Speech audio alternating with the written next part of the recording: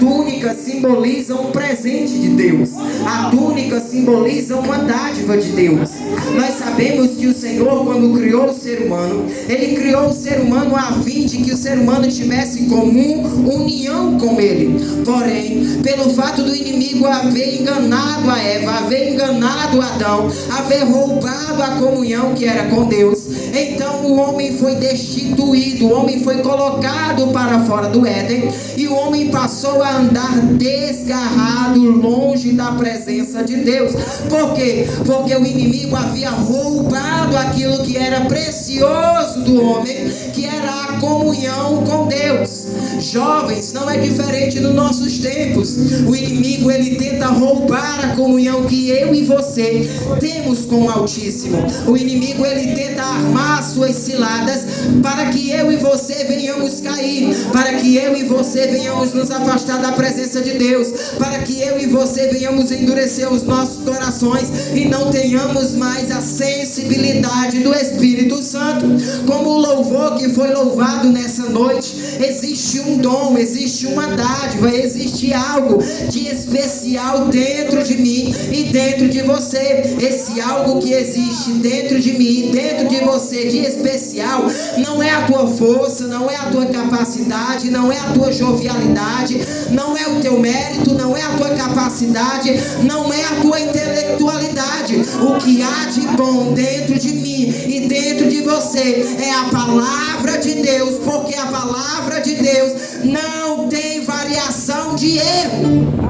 Aleluia! Louvado seja o nome do Senhor.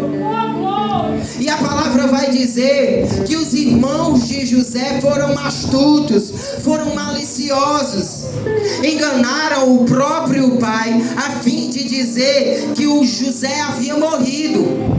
Porém, a Bíblia vai dizer que quando ele caiu no poço, ele não morreu, porque se cumpre aquilo que a palavra de Deus ela diz, que praga nenhuma prospera contra a nossa vida, que praga nenhuma prospera contra a vida daquele que crê de fato em Jesus Cristo. O inimigo ele pode até ferir, o inimigo ele pode até setar, o inimigo ele pode até tentar destruir você, mas acredite em uma coisa: tudo o que ele fizer para destruir a tua vida só vai cooperar para se cumprir aquilo que Deus prometeu ao meu e ao teu respeito.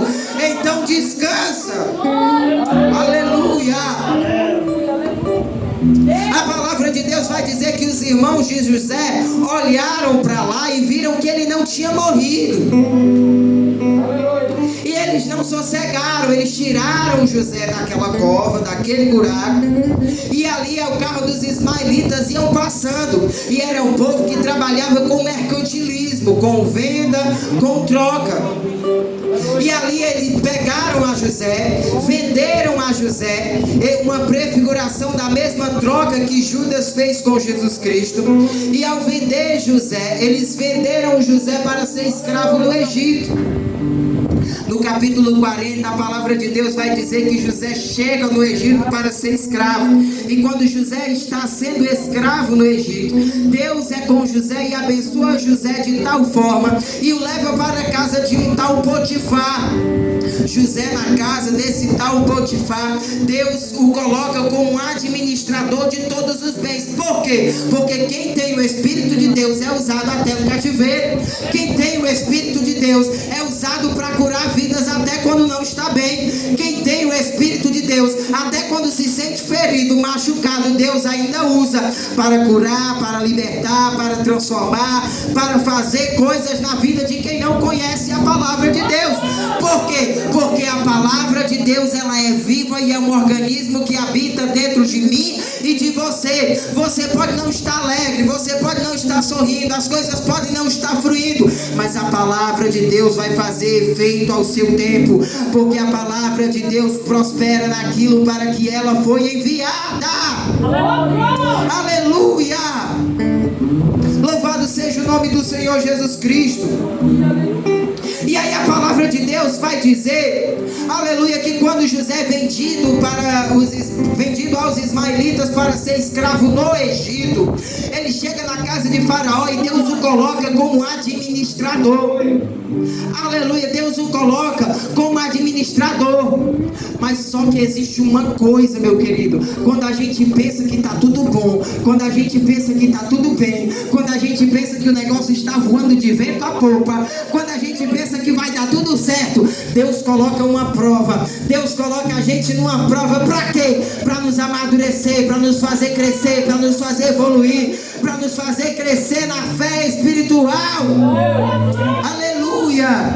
Aí a palavra vai dizer que a mulher do Potifar começou a desejar o José, começou a perseguir o José. Por quê? Porque aquilo que é de Deus é desejado pelo mundo, mas não, aleluia, para o sentido de crescimento, mas para o sentido de vergonha.